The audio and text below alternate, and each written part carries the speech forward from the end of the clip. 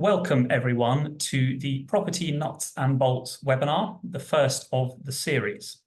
Today's webinar will focus on residential possession proceedings. We are delighted to see so many of you joining the session today and hope that you will find the presentations and discussion useful and informative. My name is Peter Sibley and I will chair the session today. And I am joined by my colleagues, Matty Green, Crash Wigley, and Ashley Thompson, whom I will formally introduce in a moment. To begin with, a few housekeeping points to note. Next slide, please.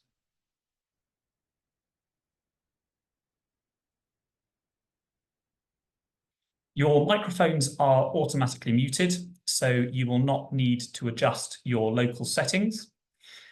We very much welcome questions throughout the session. Please submit them via text in the Q&A section, which may be found at the top or bottom of your screen. If you would like to remain anonymous when asking a question, please make sure you tick the Send Anonymously box before submitting your question.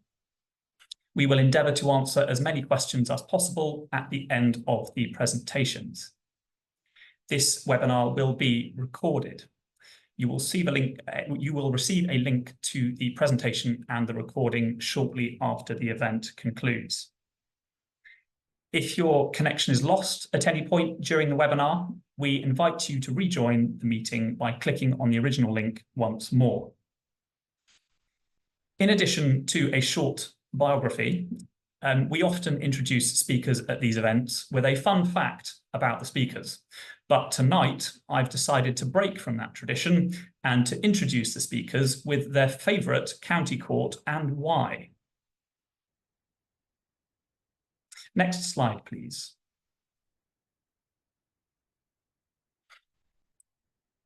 I now have the deep joy of introducing myself.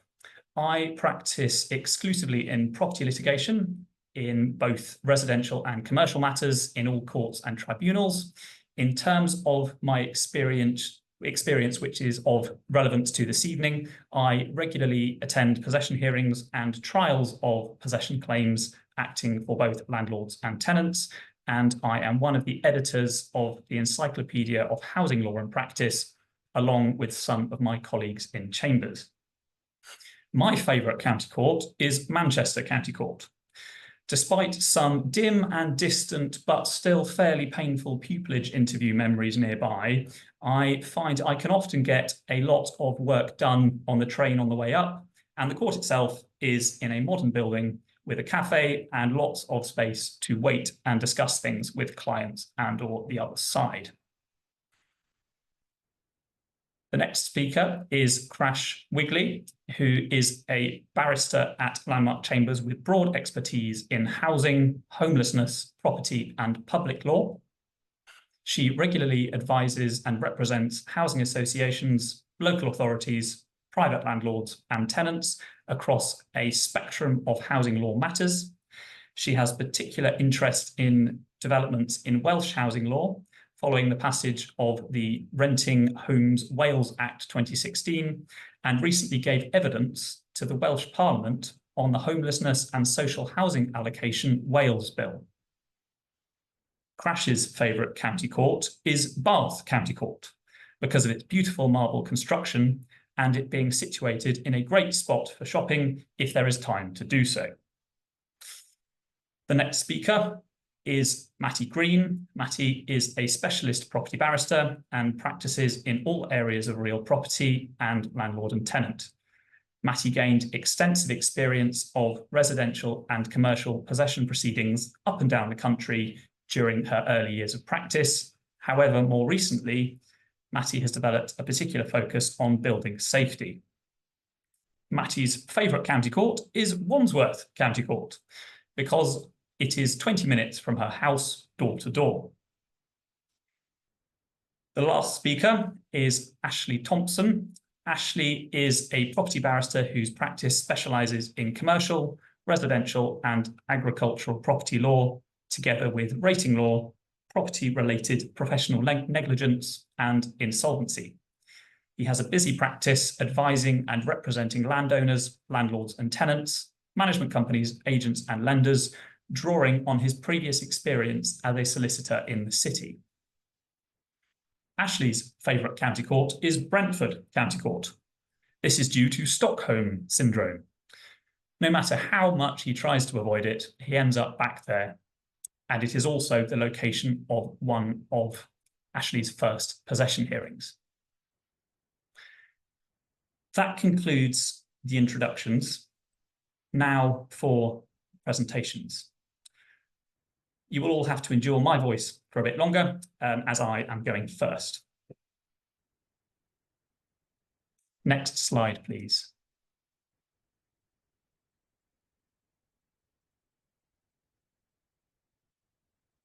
Section 8 notices and grounds. Section 8 notices have been around for some time now, and there is therefore a lot of learning on them. Furthermore, there are 17 plus grounds which can be relied on in Section 8 notices. Therefore, this will very much be a whistle-stop talk. The focus of my talk will be on Section 8 notices themselves mainly, and it will seek to summarise the grounds which may be included therein. The purpose of a Section 8 notice was described by the Court of Appeal in Mountain and Hastings as to give to the tenant the information to enable the tenant to consider what she should do, and with or without advice, to do that which is in her power and which will best protect her against the loss of her home. Similar statements of the purpose of Section 8 notices can be found in Prenpet and Lacani. Fundamentally, a Section 8 notice is a means of a landlord firing a very loud warning shot. Next slide, please.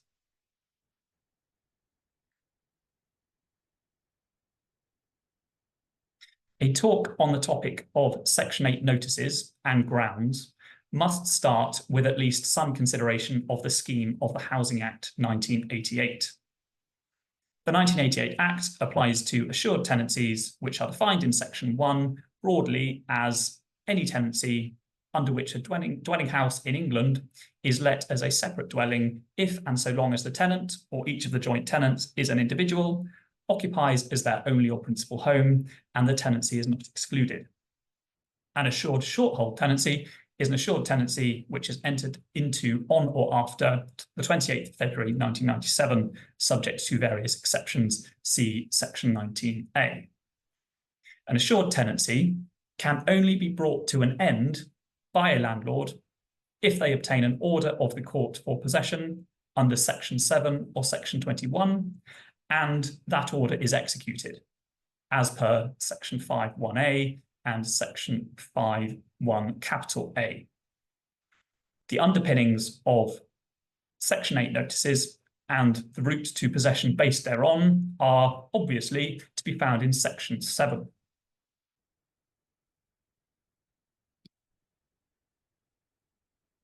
Section 7 provides that the court shall not make an order for possession except on one or more of the grounds set out in Schedule 2. It further provides that if the court is satisfied that any of the grounds in Part 1 of Schedule 2 are established, then the court shall make an order for possession. These are the so-called mandatory grounds. If the ground is established, the court shall make the order. Section 7 goes on to provide that if the court is satisfied that any of the grounds in Part 2 of Schedule 2 are established, then the court may make an order for possession if it considers it reasonable to do so. These are the so-called discretionary grounds. Also worthy of note in Section 7 is subsection 6, which provides that the court shall not make an order for possession of a dwelling house to take effect at a time when it is let on an assured fixed-term tenancy, unless the ground for possession is ground 2, 7, 7A, 7B, or 8 in Part 1 of Schedule 2, or any of the grounds in Part 2 of Schedule 2, other than grounds 9 or 16, and the terms of the tenancy make provision for it to be brought to an end on the ground in question whether that provision takes the form of a provision for re-entry, for forfeiture, for determination by notice, or otherwise. Although this requirement, the provision in the tenancy providing for termination, does not apply where the ground for possession is ground 7b. I emphasize this provision in particular because I have encountered cases where this provision has caused a problem. For example, where the tenancy is extremely casually drafted or is oral. So always check if the tenancy is in its fixed term when the Section 8 notice is served, whether or not the ground in question that is sought to be relied on is specified in the tenancy as a ground for termination. If it isn't, the landlord will have a problem with their possession claim.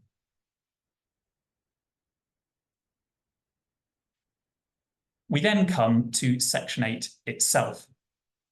Subsections 1 to 3 provide that in order for the court to entertain proceedings for possession, the landlord, or in the case of joint landlords, at least one, must serve on the tenant a notice in accordance with this section. The proceedings must be begun within the time limits stated in the notice. The notice must state the ground and particulars relied on to regain possession. And the notice must be in the prescribed form, informing the tenant that the landlord intends to begin proceedings for possession of the dwelling house on one or more of the grounds specified in the notice. The notice must say that those proceedings will not begin earlier than a date specified in the notice, and the notice must say that the proceedings will not begin later than 12 months from the date of service of the notice. To pick up on some of those points, service. The Section 8 notice must be served on the tenant by the landlord. This will need to be evidenced to the court at the initial possession hearing, unless, of course, service is conceded by the tenant, either in the form of a certificate of service and or a witness statement of service. The burden of proof of this is very much on the landlord in this regard. If there is a service provision in the tenancy agreement, and this provides for deemed service, depending on its wording, this may be a helpful tool for the landlord. However, in the absence of such a provision in the tenancy, it will technically be necessary for the landlord to prove that the notice came to the actual attention of the tenant. See Wandsworth, London Borough Council, and Atwell.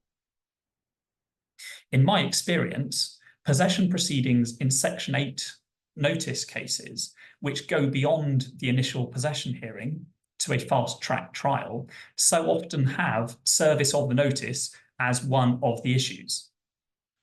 Therefore, getting the best evidence possible on service of the notice at the time of actual service will pay dividends later down the line when it comes to court.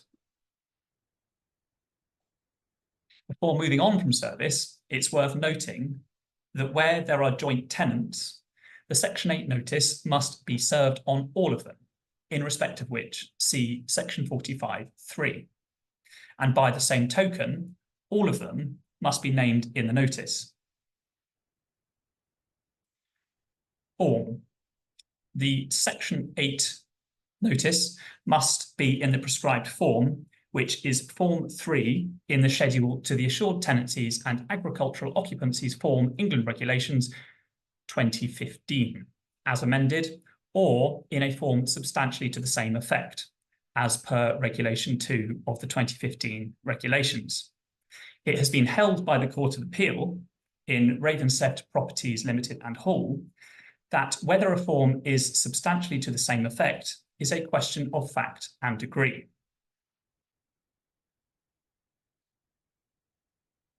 Name and address of the landlord.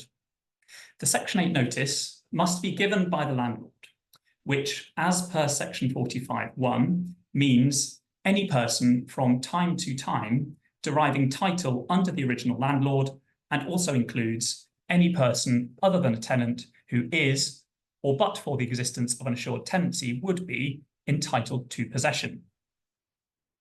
There is a very interesting and unresolved question at present as to whether an unregistered purchaser of a property subject to an AST, a purchaser who is not yet registered as owner at the land registry, is entitled to serve a Section 8 notice on a tenant, i.e. during the registration gap, or whether it should be the seller of the property who is still the registered owner, whether it's them that should serve the notice. There is no binding authority on this point at present, and it is an issue with strong arguments going both ways. On balance, I prefer the view that an unregistered purchaser can serve a Section 8 notice on a tenant, owing to the wide definition of a landlord in Section 45(1). But again, I emphasise the point that this point hasn't been authoritatively decided, and there are strong arguments going both ways. Another point to note is that where the Section 8 notice is given by an agent of the landlord, it need not give the name and contact details of the landlord, as opposed to those of the agent. See Prempeh and Lakhani. Grounds. The notice must specify the ground or grounds the landlord intends to rely on, i.e. the ground in Schedule 2 to the 1988 Act. It's important to note that simply referring to ground 12 or ground 8 is not enough. Although the full wording of the ground need not be repeated in the Section 8 notice, the substance of the ground should be set out so that the tenant knows what they can do to avoid eviction. See Massey and Yousaf. The safest thing to do is simply to set out the text of the relevant ground verbatim. Particulars. In addition to the statement in the Section 8 notice of the ground or grounds, the notice must give particulars of how the ground or grounds are established. Going back to the purpose of a Section 8 notice, as the firing of a warning shot, the tenant must have sufficient information to know what the complaint is against them and what they need to do to avoid possession proceedings being taken. Simply referring to arrears of rent or nuisance behaviour will be insufficient particulars. A particular figure or means of working out the figure is needed in an arrears case, and particular conduct or behaviour should be referred to in a nuisance case. As per Section 8(2), the grounds specified in such a notice may be altered or added to with the leave of the court. This includes particulars, which was so held by the Court of Appeal in Camden London Borough Council and Opong. The court there also held that the question of whether or not the court will allow such amendment is a question to be determined on consideration of all of the circumstances, and it will be allowed if it is just to do so. So the court can be asked to allow additional grounds and or particulars to be relied on from those stated in the notice, but one would imagine that a fairly good reason would need to be put forward for the court to be persuaded to do this, particularly if this is only asked for at a late stage.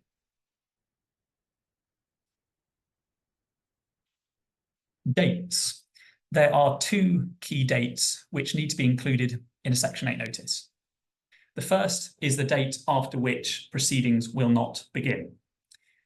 The Section 8 notice must state that proceedings will not begin later than 12 months from the date of service of the notice. See Section 8(3)(c). The second date that needs to be included is the date before which proceedings will not begin. This is dealt with in subsections 3A to 4F, and it all ultimately depends on which grounds from Schedule 2 are specified in the notice. Reference should be made to those subsections for the detailed answers as to when that date should be. But in summary, if ground 7A is specified in the notice, in the case of a fixed term tenancy, the date should be 1 month after the date on which the notice is served. If ground 14 is specified in the notice, the date specified shall be not earlier than the date of service of the notice, so a much shorter notice period. If grounds 1, 2, 5 to 7, 9 and 16 are specified in the notice, the date shall be not earlier than 2 months from the date of service in the case of a fixed term tenancy. And in other cases, all other cases, the date specified in the notice shall be not earlier than the expiry of the period of 2 weeks from the date of service. For these purposes, proceedings will not begin until the claim is issued. See Shepping and Osada. Mistakes. Section 8 notices will sometimes contain mistakes, particularly dates towards the start of a new year. And where there is a mistake in a Section 8 notice, it may be possible to save the notice, depending on the severity of the mistake. Paragraph 39 of Pease and Carter has come to the rescue several times for me in Section 8 notice cases where the court stated, in short, that a statutory notice, such as a Section 8 notice, is to be interpreted as it would be understood by a reasonable recipient reading it in context, and that if a reasonable recipient would appreciate that the notice contained an error and would appreciate what meaning the notice was intended to convey, then that is how the notice is to be interpreted. Dispensing power. Pursuant to Section 8(1)b, the court can, if it considers it just and equitable, dispense with the requirement for a Section 8 notice. But as per subsection 5 of Section 8, it cannot do so if the landlord seeks to recover possession on ground 7A, 7B, or 8 in Schedule 2. The court in Braintree District Council and Vincent stated the following about the equivalent power in respect of secure tenancies. It is obviously only in relatively exceptional cases where the court should be prepared to dispense. And the court approved the following in terms of the exercise of the discretion and the test the court will apply. Every case will depend upon its own facts and the pleaded ground or grounds relied on in the notice. The court must take all the circumstances into account, both from the view of the landlord and the tenant, and decide whether it is just and equitable to dispense with the required particulars. That then concludes what I have to say about Section 8 notices. Now for the grounds.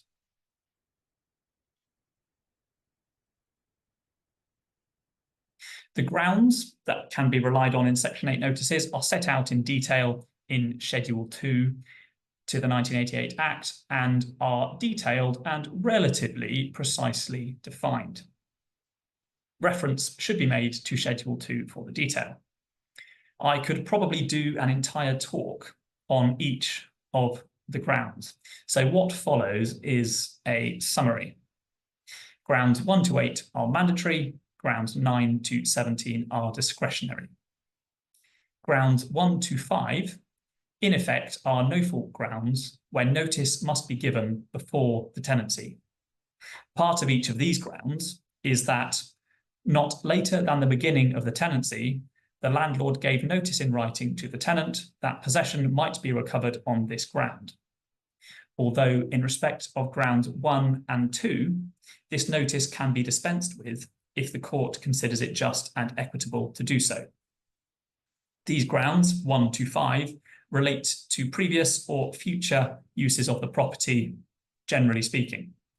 An example is ground 2, where the property was subject to a mortgage before the tenancy, and the mortgagee requires the property with vacant possession to be able to exercise its power of sale, which it is entitled to exercise. Grounds 8, 10, and 11 are the well-known rent arrears grounds, and in my experience are the most frequently relied upon. Grounds 7A, 14, 14ZA, and 14A are grounds relating to criminal conduct, violence, antisocial behaviour, nuisance, and domestic violence. Grounds 13 and 15 relate to deterioration of the property. And then there are various other miscellaneous grounds, perhaps the most useful of which is ground 12, which is satisfied where any obligation of the tenancy other than one related to the payment of rent has been broken or not performed. Ground 6 is satisfied where a landlord intends to demolish or reconstruct the whole or a substantial part of the dwelling house, or to carry out substantial works on the dwelling house or any part thereof. Ground 7 applies where the tenancy has devolved under the will or intestacy of the former tenant, and the proceedings for the recovery of possession are begun not later than 12 months after the death of the former tenant. Ground 7b applies where the Secretary of State has given a notice in writing to the landlord, which identifies the tenant as a person disqualified as a result of their immigration status from occupying the property. Ground 9 relates to suitable alternative accommodation. Ground 16 applies where the property was let to the tenant in consequence of his employment by the landlord and the tenant has ceased to be in that employment. And ground 17 applies where the landlord was induced to grant the tenancy by a false statement made knowingly or recklessly by the tenant. I will conclude with a few practical tips from my experience in Section 8 notice cases. My first tip or point is that it's important to get the best evidence of service of the notice that you can. It will make life much easier later. My second point is that Pease and Carter may enable a notice containing an error to be saved. My third point is that when it comes to drafting particulars of claim relating to Section 8 notice cases, remember Practice Direction 55A, paragraph 2.4b, which provides that if the possession claim relies on a statutory ground or grounds for possession, the particulars of claim must specify the ground or grounds relied on. This provision is easily forgotten. And my final point is that in rent arrears cases, particularly where ground 8 is relied on, the court will need evidence of the arrears position as at the date of the hearing to make the order. In my experience, this is best done by a witness statement filed shortly before the hearing, explaining what the arrears position will be at the date of the hearing if no further payments are made, and this can then be confirmed and or updated to the court at the hearing, orally or in writing, relying on Practice Direction 55A, paragraph 5.2. That concludes my whistle-stop tour of Section 8 notices and grounds. Thank you very much for listening, and now it is on to the next presentation.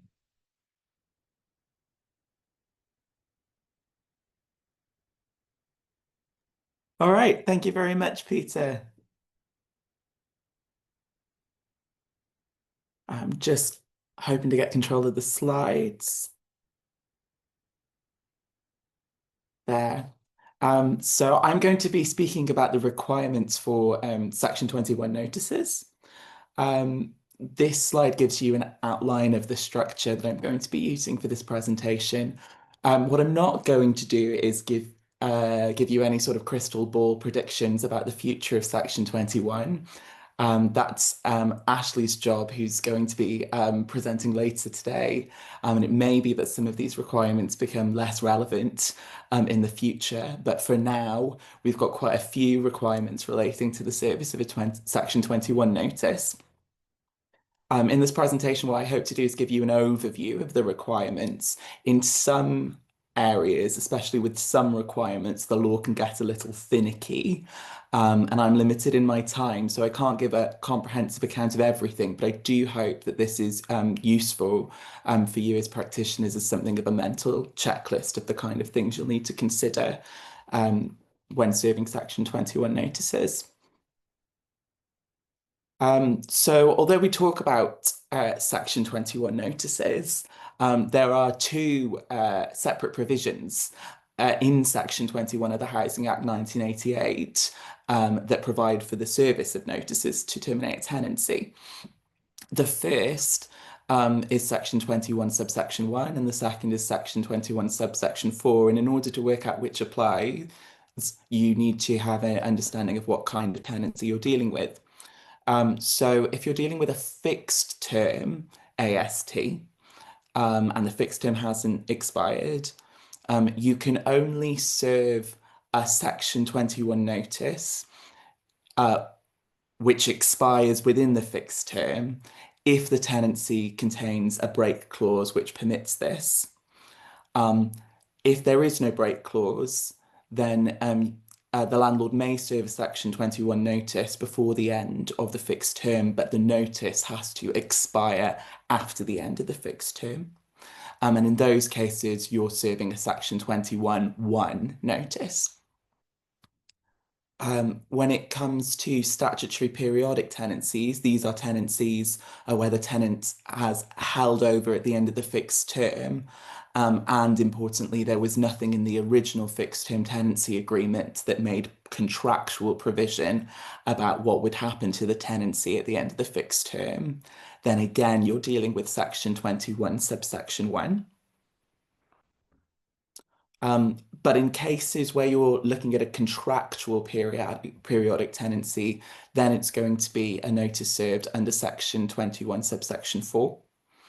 As I explained before, that includes circumstances both where the AST was agreed to be periodic from the outset, but also cases where it was initially a fixed term tenancy, but the tenancy agreement made contractual provision for the continuation of a periodic tenancy at the end of the fixed term. In those cases, you're required to rely on section 21(4) to serve the notice. And the important thing about section 21(4) notices, and the reason why this distinction matters, is that there's a specific rule that the date in the notice of a section 21(4) notice must not be earlier than the earliest date that the tenancy could be brought to an end by a notice to quit. And in practical terms, with the case law that we have now, what that means is that in some circumstances, the notice period might need to be longer than 2 months. And that will apply in cases where you've got a contractual periodic tenancy where the rental period is longer than 1 month. So it's not a contractual periodic tenancy that's running from month to month. In cases where you have the rental period is quarterly, you'd be required under section 21(4) to give 3 months notice. In cases where the rental period is 6 monthly, you'd be required to give 6 months notice, and similarly 6 months notice if the rental period is yearly, unless there's any contrary provision in the tenancy agreement. So next, looking at timing and notice period. So of course, the normal notice period for a section 21 notice is 2 months. There are some exceptions to that. One is those section 21(4) cases that I've just explained. And of course, in the past, there were amendments made during COVID times, although I expect those are only of historic significance now. In terms of timing, you should not start proceedings until the notice has expired. It's important not to jump the gun. Similarly, notice can't be given within 4 months of the beginning of the original tenancy. So there's this sort of safe harbour for tenants within that initial grant of a tenancy, and a possession order can't take effect in any event earlier than 6 months from the date of the grant of that original tenancy. Section 21 notices are use it or lose it notices now. Possession proceedings must be brought within 6 months of the notice being given. And then a slightly different rule applies, which I've noted in those section 21(4) cases where longer than 2 months notice is required. So looking at the other requirements relating to service of section 21, we've got the prescribed legal requirements. These are found in sections 21A and 21B of the Housing Act. They apply to tenancies granted on or after the 1st of October 2015. The tenant must have been provided with an EPC, the tenant must be provided with gas safety certificates. Gas safety certificates should be given by landlords before moving in and within 28 days of each yearly gas safety check. And similarly, the how to rent booklet, prescribed information should be given at the start of the tenancy. Now, one of the things that's important to note is that if these requirements haven't been met by the landlord at the appropriate time, they can still be complied with late before the service of the Section 21 notice. That's an important thing to check, and if necessary, make sure service of these documents is performed before the Section 21 notice is given. This is an area where there's still some uncertainty, especially around gas certificates, about the extent to which, about whether a landlord is required to provide the initial and the intermediate gas safety certificates, each of the ones that's arisen throughout the course of the tenancy in order to serve the Section 21, or whether just providing the latest gas safety certificate is sufficient. There are cases going in all sorts of directions currently at the moment as an area of legal uncertainty. Of course, making sure everything is served is the best way to protect your position. And then the other thing that I've put there as a note with the How to Rent booklet, firstly to say this should be given at the start of every tenancy, and that includes, renewal tenancies where a new tenancy agreement is signed, but also at the point in which a tenant holds over onto a statutory periodic tenancy. The How to Rent booklet, the most up-to-date version, should be given at that point. If that's a requirement that's been missed and it needs to be re-given to the tenant before the service of the Section 21 notice, again, just make sure that at that point, the most up-to-date copy of the How to Rent book is being given, because it's something that's commonly updated and often done in not so obvious ways. So it's always worth getting online and making sure you downloaded the most recent copy. Licensing requirements. These are fairly simple to understand, but you can't give a Section 21 notice if you're a HMO that's unlicensed. And similarly, if there's a selective licensing scheme in force and that hasn't been complied with, that will prevent a landlord from giving a Section 21 notice. But there are exceptions to those rules, and in particular, in both cases, the landlord can overcome the prohibition if they've applied for the relevant license at the time the notice is given. So as long as that application is got in before the Section 21 notice is served, that will be that will preserve the right of the landlord to serve the notice. Again, deposits is an area where the law can get a little finicky, but I've set out some general principles here. So at the moment, when a landlord receives a deposit from a tenant, there are two particularly important requirements. Firstly, to protect the deposit within a scheme and comply with the initial requirements of that scheme, and then to provide the tenant and any relevant person with the prescribed information. And both of those requirements should be complied with within 30 days of receipt of the deposit. The deposit then should also remain protected throughout the tenancy and, if necessary, subsequent tenancies. So if the landlords fail to comply with the first requirement, protecting the deposit, complying with the initial requirements of the scheme within 30 days, the landlord should return the deposit before serving the Section 21 notice, and that will make sure that they preserve their right to serve the Section 21 notice. If the failure is merely to serve the prescribed information within 30 days, the landlord can, for Section 21 purposes, protect themselves by just providing that information before serving the Section 21 notice. And this is an area where there are some exceptions that I flagged up in Section 215B.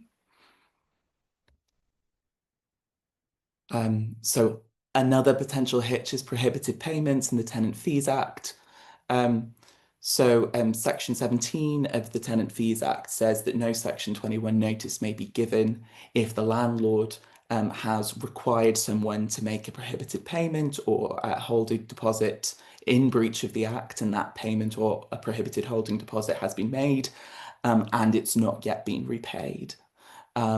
So again, an important task to identify if there are any of these prohibited payments and to ensure they are repaid in order to preserve the right to serve the Section 21 notice. They can be considered to be repaid if they're applied to the rent account or to the deposit, but only if you've got the consent of the tenant or the relevant person for this course of action. It's not something that the landlord can do unilaterally, otherwise they have to be repaid. And in terms of what's a prohibited payment, well, the Act sets out what a permitted payment is. That's in Schedule 1 of the Act, and I've set out the most significant permitted payments under the Act on this slide. And then finally, retaliatory eviction. So again, this is the final requirement or sort of restriction on serving a Section 21 notice that I'm covering in this presentation. But this was something that was brought in by the Deregulation Act. And there are two ways that retaliatory evictions can prevent, or the law around retaliatory eviction can prevent a landlord from serving a Section 21 notice. So the first is very easy to spot. It's that the local authority has served an improvement notice or a notice of emergency remedial action. And if that's been done, there's essentially a 6-month moratorium in which the landlord may not serve a Section 21 notice. And then the second way that a landlord may be prevented from serving a Section 21 notice by these provisions is the rule in Section 33, subsection 2. So if the tenant's made a complaint about the condition of a dwelling before a Section 21 notice has been served, and then either the landlord didn't respond or responded inadequately, or in fact responded by giving the Section 21 notice, and then the tenant subsequently complains to the council about substantially the same matter, and the local authority ends up serving one of those notices, then even if the landlord has served Section 21 in the meantime, that Section 21 will be invalidated at the point where the local authority serves its notice on the matter. So essentially, it's a rule that prevents landlords from sort of trying to jump the gun on retaliatory eviction by getting their Section 21 notice in early if the tenant then goes on to the local authority and the local authority serves an improvement notice or a notice of emergency remedial action. That will invalidate the Section 21 notice that the landlord may previously have served. So that's it from me on Section 21, and I look forward to hearing from the rest of the panelists and to answering some of your questions.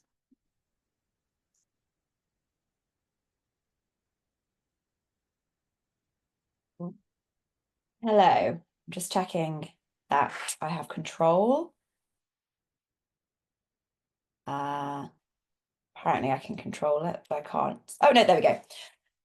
So I'm now going to talk to you about enforcing possession orders. I should also say someone asked in the Q&A whether the slides and this recording will be shared after the seminar has finished, and I responded to say that I would answer that live, but I meant to just be able to answer it as I was going. But the answer to that question is yes. So if you do need to go, then don't worry, you will get a copy of the recording and a copy of the slides after the session today. So we've heard about Section 8 notices, Section 21 notices, and now I'm going to take you through how you can actually enforce a possession order once you've got one. This is specifically in the context of a possession order in relation to ASTs, so Section 8 notices, Section 21 notices, although there will be a few references to trespasser cases and mortgage possession cases. But I would just say at the outset to have in mind that the rules are different. So in the context of ASTs, a landlord who obtains a possession order can't usually enforce the possession order, as in remove the occupier from the property immediately. Usually the order will provide a period of time during which possession may be given up voluntarily, following which the landlord can apply for a warrant of possession. An outright possession order typically requires a tenant to leave the property within 14 days, although this can be extended up to 42 days in case of exceptional hardship. As I say, there are different rules for mortgage possession cases, which is usually 28 days, and for pure trespasser cases, the order is usually forthwith. Just to dwell for a moment on exceptional hardship, that goes beyond just the hardship that is involved in, being required to move out of your property. So it's things like illness, it can be schools, difficulties if they've got children, but it does need to be something beyond the fact that moving out of where you live is going to cause disruption to your life. So if you are ever advising tenants who want to seek that extra time, then you need to think, what can we point to for exceptional hardship? And equally, if you're advising landlords about whether or not a tenant, if a tenant's asking for more time, whether or not what they're saying would amount to exceptional hardship, then you need to give that some thought. But just the fact that it's going to be particularly difficult to move out of property doesn't usually pass the test, although it does vary from judge to judge, as I'm sure you are all aware. There we go. So enforcement in the county court. Possession orders made in the county court are enforceable in the county court by a warrant of possession. The particular rules that you need to look at are CPR Rule 83.26. And a warrant of possession is exercised by an enforcement agent, but they are more commonly referred to as bailiffs. In some cases, landlords can apply to the High Court for a writ of possession to be enforced by a High Court enforcement officer instead of a county court enforcement agent. Usually that is much quicker than enforcing through the county courts, but I will come back to how you can do that at the end of my section of the talk. So how do you get a warrant of possession? Well, the landlord simply needs to apply to the court for a warrant. A warrant can be issued if the tenant doesn't leave on the date set out in an outright possession order, or if you have a suspended possession order, then a warrant can be issued if the tenant breaches the terms of the suspended order. A warrant cannot be issued before the date for possession given on the order. Applications for a warrant are made on form N325. I've just popped that on the slide in case you need to refer back to it later. And the form should be submitted to the county court hearing centre where the order was made, and the application is made without notice to the tenant. If a case for some reason is transferred after the order has been made, which can happen, then the application should be made to the court that it's been transferred to. I should also say that the N325 is used where there's been an outright possession order. A landlord must use the form N325A if the tenant has breached a suspended possession order made in relation to rent arrears. A landlord does not usually need to apply for permission for a warrant to be issued. However, there are exceptions to that rule. So the court's permission is required if the order was suspended on terms other than non-payment of rent, for example, antisocial behaviour. Permission is also required if 6 or more years have elapsed since the possession order was made. A possession order permission is also required when possession order was obtained against trespassers and the application for the issue of the warrant is made more than 3 months after the date of the order. So that's just sort of a key date to have in mind. It's if there have been 6 years generally for a possession order, but if it's specifically against trespassers, then permission will be required after 3 months. Permission is also required when there's been a change either by death or otherwise in the parties entitled to enforce the possession order or those liable to have the possession order enforced against them. If permission is required, then the landlord must apply for permission using form N244. And when the court gives permission, the landlord should then make a separate application for the warrant itself using the appropriate form. and permission can be granted without a hearing. As to the period of validity of a warrant of possession, it's valid for 12 months from the date that it's issued, although it may be renewed by the court for a period of 12 months at any one time. So the notice requirements. So here you need to look, I've just set out the relevant CPR provision, it's 83.8A. It's important that you have these in mind because if you don't serve these notices, then you won't be able to enforce your possession order or exercise your warrant. So the bailiff must deliver a notice of eviction to the premises at least 14 days before the eviction date. The notice of eviction must be on form N54 and addressed to all persons named on the possession order and any other occupiers. That's important. That's something that can often be missed. The form specifies when the execution of the warrant will take place and that the defendant can make an application to the court to suspend the warrant. The court can dispense with the requirement to serve a notice of eviction or extend or shorten the time for the notice to be delivered. If, for example, you've got good reason to think, or something's gone wrong, then you can apply to the court to abridge time for service of the notice. The requirement to deliver a notice doesn't apply where action is taken against trespassers who have never had permission to occupy the premises. That's quite an important distinction. Sometimes people can be treated as trespassers, for example, if they're a licensee and then the license is revoked and so they've no longer got permission to occupy. But here, the exception to the rule is when they're a true trespasser, so they never had permission to enter the land in the first place. The notice must be inserted through the letterbox in a sealed transparent envelope, but if that's not practicable, then it can be attached to the main door or some other part of the land that's clearly visible. If that isn't practicable, then it should be attached in a sealed transparent envelope to stakes in the land in a place that's clearly visible. If an eviction doesn't take place on the date that was specified in the original notice, then a further notice of eviction must be delivered to the premises at least 7 days before the new eviction date.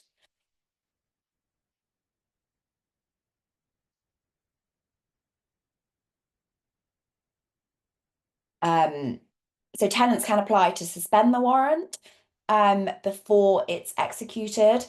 The court has the power to suspend a warrant if the possession order was made on discretionary grounds, but the court's powers are much more limited where the possession order is mandatory. In those circumstances, the court can only delay execution up to 14 days after the date the possession order was made, or 6 weeks in case of exceptional hardship. However, in practice, often by the time the application is before the court, 6 weeks has often passed. So it's not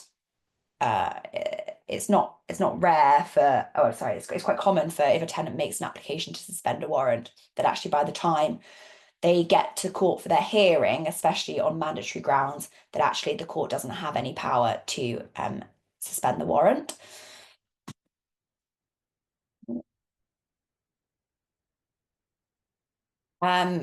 Emily can have, oh no, there we go. I was about to ask for the next slide, but it's decided to work.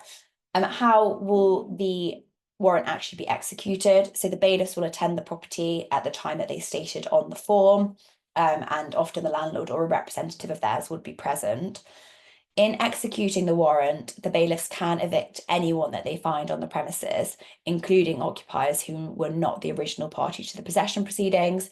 So often when you're deciding who to include in possession proceedings, a question that comes up is, well, we know that these people are occupying, but there may be other people there. And it's always a question of whether or not to include the other people as persons unknown in the proceedings. Strictly, you don't have to because of the Wandsworth case, although I tend to advise to include persons unknown because I have been stung by it before where a deputy district judge decides that we should have included them. So if you want to go for a belt and braces approach, then in those circumstances, do include persons unknown in the proceedings. But strictly speaking, you don't have to. If an occupier wasn't party to the proceedings, but they claim that they have a defence, then they might try and ask for some more time to make an urgent application to the court to be joined as a party, and apply to suspend the warrant. So that's another reason, or a good reason, for including them as persons unknown, because then in theory they ought to have received the possession proceedings and ought to have attended the possession hearing in the first place if they had a defence of the possession claim. If a tenant refuses to leave, then the landlord can apply to court for committal for contempt of court. And if a tenant re-enters the property after the warrant is executed, then the landlord can apply for a warrant of restitution. However, you do need the permission of the court to make such an application, to apply for such a warrant. I've just put on the slide there the rules that are relevant to warrants of restitution. Now, something that I'm often asked is, well, I think they've left. Do I need to actually execute the warrant, or can we just go in? And my advice is always, unless you are absolutely certain that they have left, such as to amount to a surrender of the tenancy, then please proceed with obtaining possession by the warrant. Why? Because if they haven't left, then you're at risk of breaching the requirements from the Protection from Eviction Act, which can have criminal sanctions. But also because if you read the wording of the Housing Act, particularly section 5(1)(a), it says that an insured tenancy cannot be brought to an end by the landlord except by obtaining an order of the court for possession of the dwelling house under section 7 or 21 and execution of the order. So strictly speaking, the tenancy doesn't come to an end unless you've actually executed the possession order. And helpfully, I haven't included the whole of section 5 there. So obviously, if the tenancy is properly surrendered, then of course that will also bring the tenancy to an end. But surrender of tenancies is a bit of a grey area unless you do it formally by deed. I wouldn't want to rely on an implied surrender if the tenant turned around and said, actually, I hadn't left. So unless if you've got the possession order, unless you are absolutely sure that they have surrendered the tenancy agreement, then please just proceed with obtaining possession by the warrant. Now, transfer to the High Court for enforcement. So section 42 of the County Courts Act 1984 makes provision for specific judgments of the County Court to be transferred to the High Court for enforcement. That includes possession orders. Why would you want to do that? Because of the long delays in the County Court. It can be a good idea to sort of think ahead about whether or not you're going to want to apply for transfer to the High Court for enforcement. If it's something that is on your radar, then it can be a good idea to call the County Court where you are hopefully going to get your possession order, and ask what the current delay is for bailiff appointments. Because if it is 9 weeks, or in some cases even longer, then it's a good idea to either plead that you would like to transfer to the High Court for enforcement, or to make a formal application with evidence. And in that evidence, you can set out that you have spoken to someone in the County Court office and they have told you how long it's going to take for you to get a bailiff's appointment, and rely on that for a basis upon which you should be given permission to transfer to the High Court. So I sort of jumped ahead to the next point there, but how do you do it? You can either plead it, make it a formal application, or you can ask on the day, cross your fingers, and hope that you'll persuade a judge to transfer. Just noticed a typo on my slide. Obviously, what I mean there is persuading a judge to transfer to the High Court, not the County Court. Here you need to think outside the box of why your case is different than all of the other cases that are waiting in the very, very long queue for a bailiff's appointment. I found that actually calling the County Court and showing that you've made an effort to find out what the delay is can be quite persuasive. Otherwise, things like particularly high rent arrears, if you're paying a mortgage and you're relying on the landlord's paying a mortgage and relying on the rent arrears to pay the mortgage, you just need to think outside the box of why you're different to every other possession case. It doesn't need a lot usually. I found there was a period after COVID where everyone was seeking to transfer to the High Court for enforcement, and it became exceptional for you to get transferred to the High Court. But actually now I found that judges are more, I don't want to say more likely than not, but it's more common than it has been in the past to be able to persuade a judge to transfer to the High Court. as to how you apply, you just need to think about cost benefit analysis. How much is it going to cost you and how important it is to the client. If it's not going to cost the client very much to put in a formal application or to add it as an extra line in the pleading, then I would suggest doing that. But often, depending on which solicitors you're instructing, that can add a lot of extra cost, and clients might just prefer to not incur those additional costs and instruct counsel to just ask on the day. Either way, turn up to the court with your form N293A, and if you've asked the judge to transfer to the High Court and the judge is willing to do that, then say to the judge, look, I can make this really easy for you. Here's the form. You just need to sign this, or you need to pass it to a court officer to sign it for you, and I will wait for it, and then wait for it, because there's no point in getting the transfer if you're then going to have to wait weeks to get the form from the court. Judges tend to be, unless they've done these before, tend to be a bit unsure about the procedure. So if you can, or I suppose if you know about it, then you can tell counsel about it. But if you go with the form and you can say to the judge, these are the reasons that we should transfer to the High Court for enforcement. I've got the form here for you. This is what you need to do. You just need to ask one of the court officers to sign it for me, and then I can take it away. Obviously get a copy of your order there and then too. And then you've got everything that you need to be able to ask for a writ as soon as the period for possession has expired. Sorry, I'm going to sneeze. No, it's gone. So that's everything that I wanted to cover on enforcement. I'll just have a quick look at the chat, at the Q&A, and see if there's any question. Oh no, I can't see that on this screen. So I'll have a look while Ashley is talking, but I'm sure that the main reason that you're all here is to hear Ashley take you on a whistle-stop tour of the Renters Rights Bill, sorry. So I'll hand over to Ashley. Thank you very much, Matty. Wonderful, text working. I'm going to speak for the next 15 minutes or so on the Renters' Rights Bill. I am very conscious of time. It is, in fact, enormous. Inadvertently destroyed a rainforest printing it off. Sadly, I can't cover everything, but I'm going to try to do it justice. It may also mean that I speak at a ridiculous pace, so I apologise in advance. Change is on the horizon. The bill originally introduced under the Conservative government in May 2023 as the Renters Reform Bill. It made quite significant headway. It got to the second reading in the House of Lords. Following the general election, the bill was scrapped, but Labour took up the mantle in keeping with their manifesto promises and introduced the Renters Reform Bill.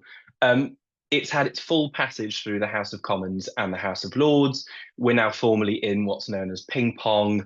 It's the final stage before royal assent, where whilst the bill has been passed in principle by both houses, the wording still needs to be agreed. Lastly, it went to the Lords. Almost all of the amendments were rejected, save for government amendments. Now that the Commons have rejected it, it's back to the Lords to consider the Commons amendments. It'll keep going like that until they're both agreed. Up to the 1st of September, both houses were in recess, and the House of Commons goes back into recess tomorrow. The House of Lords goes into recess on the 22nd. Many expected the bill to move to the royal assent phase pre-conference recess, so pre-tomorrow. It's not happened. The 12th of October is when conference recess ends. So it very much looks like we're not going to see royal assent before then. But after 2 years of the Act being on the cards, we are now on the precipice. I'll move to the substance of the bill. They could, given the size of the Act, the bill itself, sorry, could have a day-long session on it. I've needed to condense it. I'll also refer to clauses of the bill. Of course, they'll become sections when it's given royal assent. First and foremost, the abolition of Section 21. It's the biggie. By Clause 2B, it amends the Housing Act 1988 to remove Chapter 2, so more or less what Crash was talking about. In plain speak, it abolishes assured shorthold tenancies and Section 21, so no-fault evictions. By Clause 1, it will insert Section 4A into the Housing Act 1988. Effectively, all assured tenancies will become periodic. There will be no fixed terms, and any provision to the contrary is of no effect. The rent period must either be monthly or fewer than 28 days. That's in clause 1.3. If an existing tenancy has a different rent period upon conversion, there's a formula provided to work out what the rent period and the rent will be.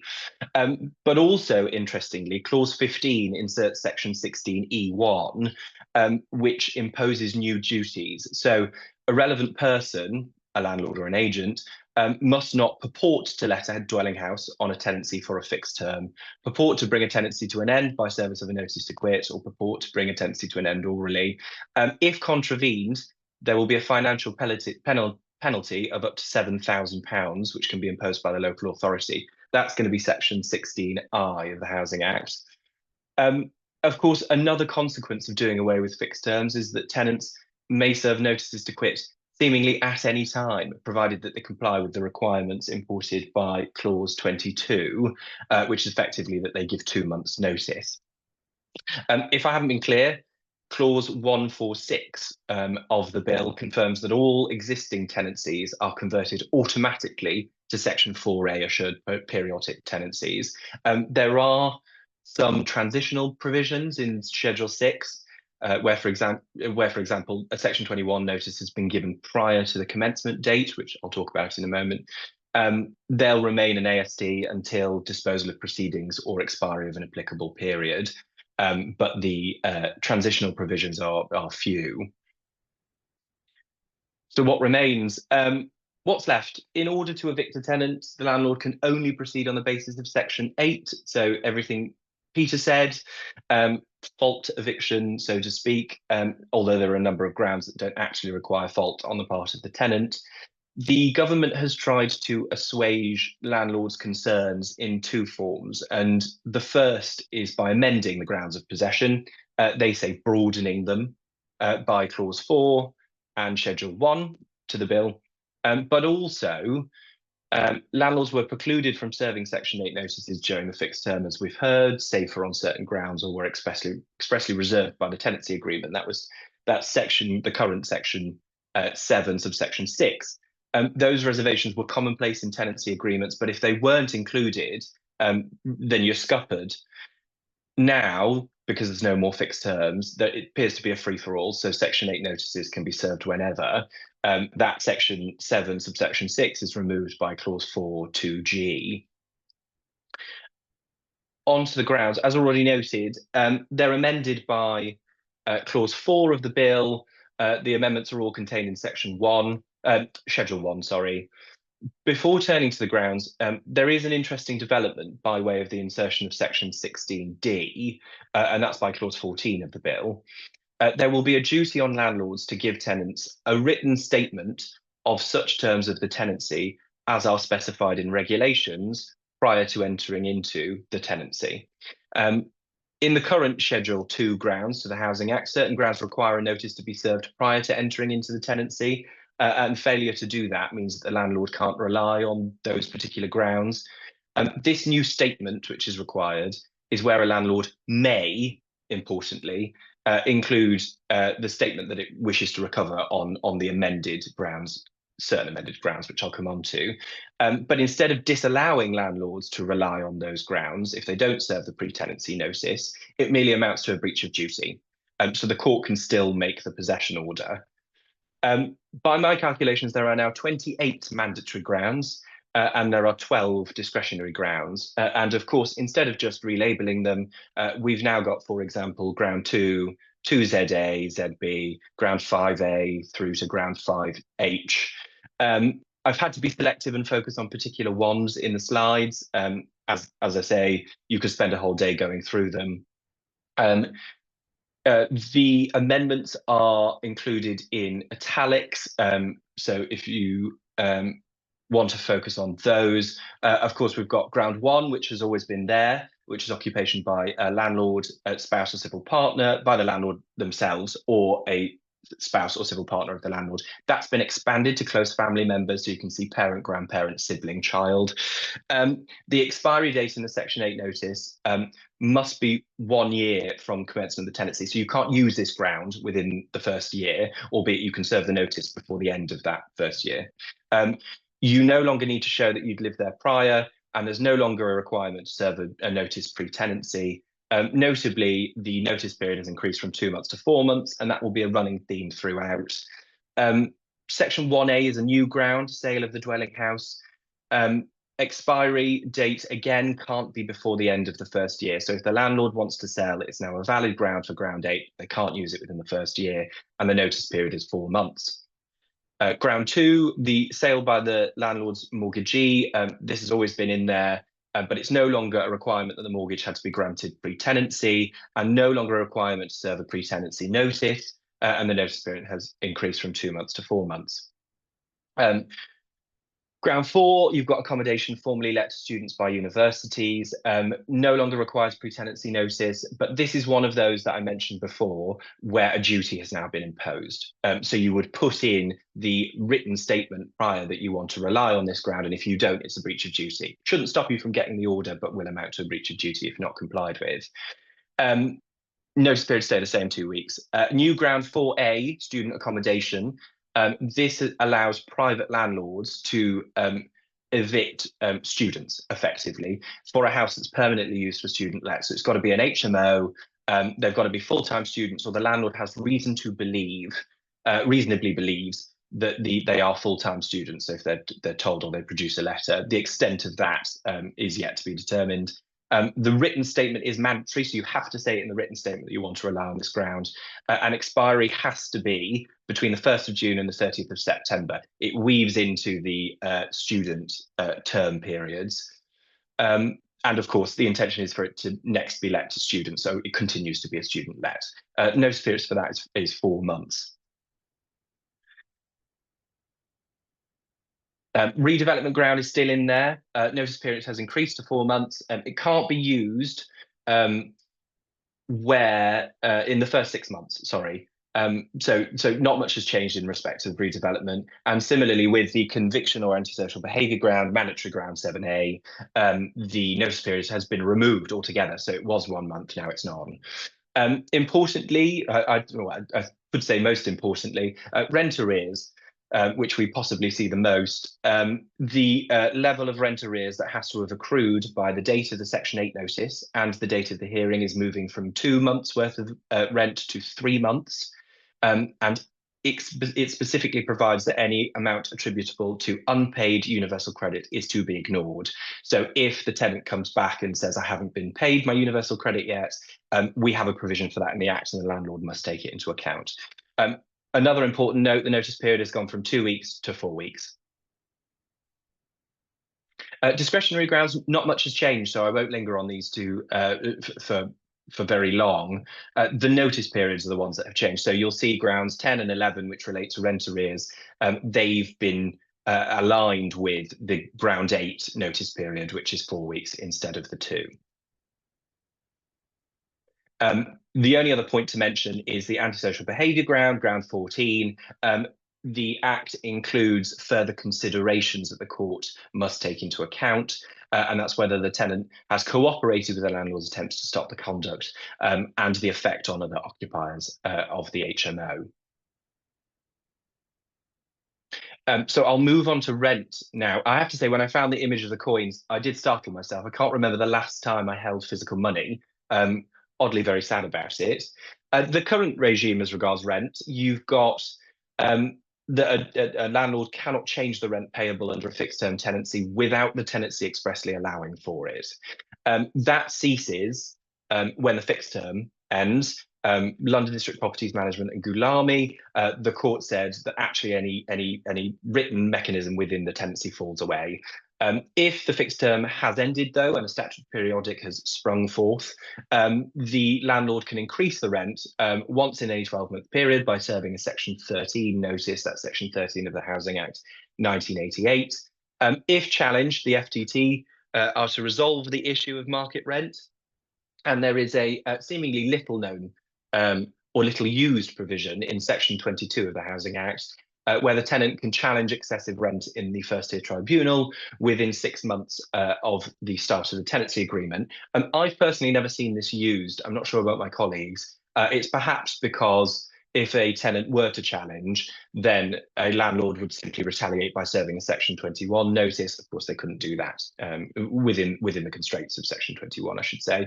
But also, it's procedurally a bit of a nightmare because the FTT will refuse to make the order unless the rent payable is significantly, it provides in Section 22, significantly higher than the rent the landlord might reasonably obtain in the market. The amended regime, of course, fixed terms are now gone, and with it, so too is the ability to provide for a rent review clause in the tenancy agreement.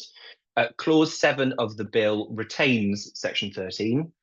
However, Clause 7, subclause 7, inserts Section 13 4A, which confirms that the rent cannot be increased without a Section 13 notice having been served, it having been determined by the tribunal, or an agreement between the landlord and tenant, but only where the rent has been determined and both parties agree for the rent to be less. Otherwise, any express provisions in the tenancy agreement are of no effect. Whilst Section 22 is also repealed because it forms part of Chapter 2 of the Housing Act, so it does away with all of the AST stuff, the right to have the tribunal review the rent at the start of the tenancy will be inserted into Section 14 of the Housing Act, and that's by Clause 8. I suspect there might be a sharp uptake in the use of that following the abolition of Section 21, due to there now being no possibility of retaliation under Section 21, and the requirement that there be a significant difference appears to have been dropped. The other point I wanted to mention on rent is that clauses 9 and 10 amend the Housing Act 1988 and the Tenant Fees Act 2018 to prohibit the payment of rent in advance absolutely. And it also creates a number of duties on landlords and agents not to invite or encourage any person to make such a payment. And all of the sanctions relating to prohibited fees then apply to breaches of that duty. We're moving on to pets, which is everyone's favourite topic. On the right is an assortment of pictures of my little dog, Wilfred. To date, it's been entirely up to the landlords whether or not they allow tenants to have pets, and there is an obvious attraction to not allowing it. Clause 10 of the Renters' Rights Bill implies into every assured tenancy, other than social housing tenancies, I must add, a right to request permission to have a pet. Now, it's not a right to have a pet, it's a right to request permission to have one, and that's an important distinction. But importantly, that's been caveated where the consent cannot be unreasonably withheld, and that's going to be Section 16A, subsection 1B. It's also the case that the landlord has to respond to the request within 28 days. Section 16B, subsection 3 provides where it might be reasonable for the landlord to withhold consent, and that might be, for example, if to do so, to grant consent, would be a breach of the superior lease, a superior lease, I should say, or the superior landlord hasn't given consent. It doesn't seem to be that the obligation not to unreasonably withhold consent has carried through and is applicable to superior landlords. So it's in fact only yours. And the overarching question in respect of this is it all bark and no bite? And Section 16B, subsection 5, swoops in and provides that where a tenant alleges that a landlord has breached one of the implied term, the court can order specific performance of the obligation. As pointed out relatively early on in the bill's life, the definition of pet has raised some eyebrows. It defines a pet as an animal kept by a person mainly for A, personal interest, so I can imagine sort of tarantula, snake, birds. B, companionship, which I typically associate with dogs and cats, having one, and ornamental purposes. It's yet to be seen what on earth that actually means. It surely can't concern taxidermized dogs and cats, because surely they're no longer animals kept by a person, but Parliament must have had something in mind, and I don't think anyone can work out what a pet, which is there for ornamental purposes, actually comprises. Section 16C, however, will allow landlords to impose a condition on that consent if they give it, on and that condition being, sorry, that the tenant covers the reasonable costs of having insurance to cover pet damage. The Tenants' Fees Act will be amended to allow the tenant to make that payment. It will then be a permitted payment. One thing I have noted on this is that it appears that there's nothing in there to protect people who already have pets, so who are coming to the property with pets already. Clauses 35 and 36 of the bill prohibit discrimination on the part of landlords against tenants with children and those on social security benefits, but there's no such protection for those with pets. Might have been a step too far. The upshot is likely that the only protection you really have, if you already have pets, is under the Equality Act, if you have some form of disability which necessitates the pet coming with them. Very conscious of time. My last slide is other changes, and I'm sorry that they have to be squished, and they are quite important, but I'll canter through them very quickly. Rent bidding, covered in clause 58. 58 subsection, or soon to be subsection 2, requires a landlord who advertises properties to state the proposed rent. And subsection 3 prohibits landlords and agents from encouraging or inviting any person to offer a higher rent or from accepting a higher rent. And any breach of that obligation is the landlord or the agent will be liable to be fined up to £7,000 by the local authority. I also envisage a situation where an unscrupulous landlord might ask for a higher rent, a tenant agrees to it, enters into the tenancy, then sneakily informs a local authority with evidence of that breach. Still, landlord will probably be fined. And perhaps there's also a concern with this one that rents will be higher because the landlord will go straight in with the highest possible rent. That's possibly a good thing. As I say, the whole purpose of this is to stop rent bidding. But I also think that concern is misconceived. Even if the rent is exorbitant, there is seemingly nothing to stop the landlord now applying to the FTT to have it changed. Unlawful eviction, I did have more to say on this point, but I'm going to skip it. Effectively, the poor souls who've been unlawfully evicted, anybody that does that work knows that they have two options: go to the local authority and ask them to indict them under the Protection from Eviction Act, or bring a civil claim, which is more so where we're involved. Local authorities usually have bolshy policies saying that they do bring indictments, but they are stretched. In practice, I'm not sure how much it's used. Clause 60 of the bill introduces an amendment to the Protection from Eviction Act, saying the introduction of a financial penalty if the local authority is satisfied beyond reasonable doubt that the person has committed an offence of unlawful eviction, and the fine can be up to 40 grand. So it's really quite hefty. And it's likely to be very effective to victims of unlawful eviction because they don't have to put any money into a claim, for example. Finally, last thing, I'm really running out of time. Private rented sector database. Finally, we're going to have a public register of residential landlords. That'll see that will list people who are landlords in England and Wales, and it will also list against them any banning orders they have received. So tenants will have a flavour in advance of whether their landlord is a good landlord or a bad landlord.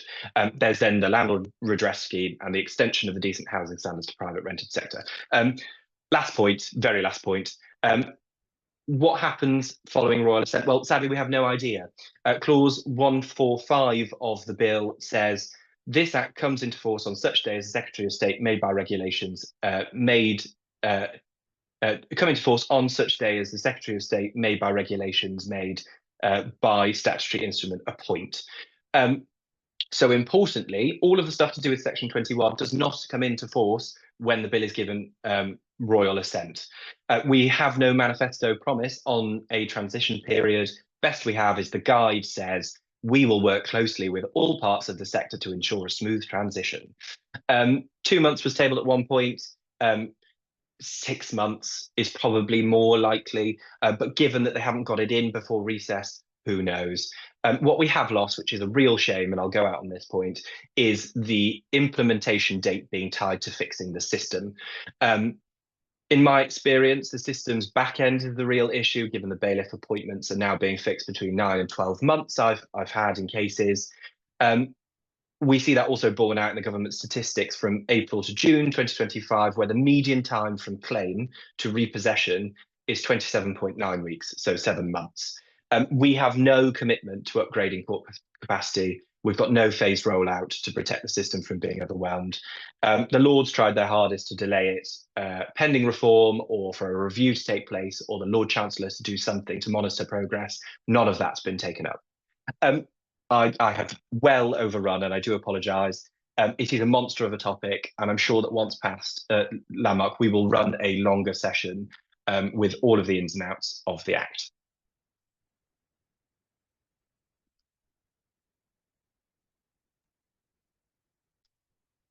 Well, thank you very much to all of the speakers this evening. The topics, the subject of discussion have been very big ones, and I think the speakers have done a good job in covering a lot of material in a short amount of time. We have 2 minutes left, I believe, in this session this evening, in which we need to deal with some questions that have been asked. The questions are very good and warrant some further thought, but I will pick up on 2 questions in respect of my presentation very quickly, following which the other speakers may wish to address questions relating to their presentations. So the first question I will address is a term for deemed service valid, given the requirement to serve a Section 8 notice is a statutory requirement? I would say yes, it is valid. These clauses are routinely upheld by county courts, and the reasons for that answer of yes are, first of all, the statutory wording, which refers to service of the Section 8 notice. To me, that is not sufficiently drafted to mean that a deemed service provision couldn't be relied on. Reference isn't made, for example, to personal service or the notice coming to the actual attention of the tenant. And then there's also the case of Khan and Daubigny, where a deemed service provision was relied on in respect of the service of EPCs and gas safety certificates, in respect of which there is also a statutory requirement to serve them or to give them. Another question I want to answer is where the managing agent has been given authority by the registered owner to grant a tenancy, should the registered owner or the managing agent be in the notice and or the claimant in proceedings? In short, I think this depends on the precise arrangements between the registered owner and the managing agent,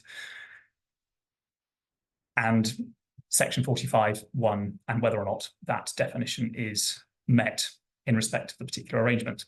I don't know if anyone else wants to have a quick fire go at answering any questions.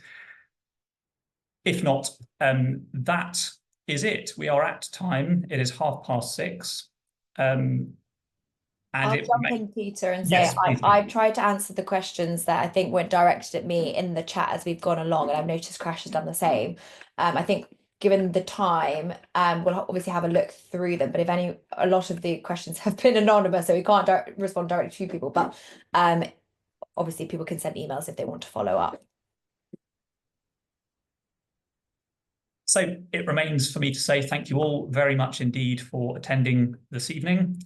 Thank you for joining us. Please do watch out for the rest of the series of events in this Nuts and Bolts series. And I hope you all have a very nice evening. Thank you.